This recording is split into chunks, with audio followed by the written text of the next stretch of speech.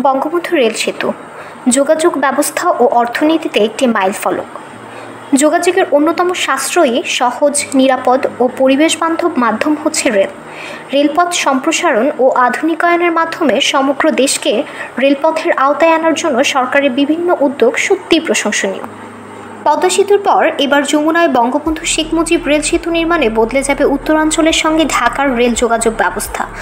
ঢাকা রাজশাহী রুটে বাড়বে ট্রেন ও যাত্রীর সংখ্যা।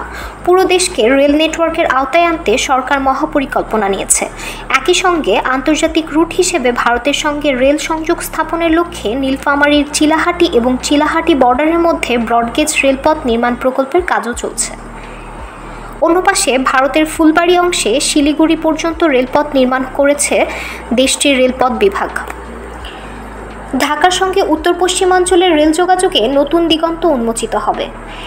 এই কর্মকাণ্ডকে ঘিরে সিরাজগঞ্জ ও টাঙ্গাইলে নদীর দুই পাড়ে দুটি প্যাকেজে দেশি বিদেশি প্রকৌশলী আর কর্মীদের তত্ত্বাবধানে নতুন দিগন্ত সৃষ্টির লক্ষ্যে কর্মযজ্ঞ দ্রুত গতিতে এগিয়ে চলছে।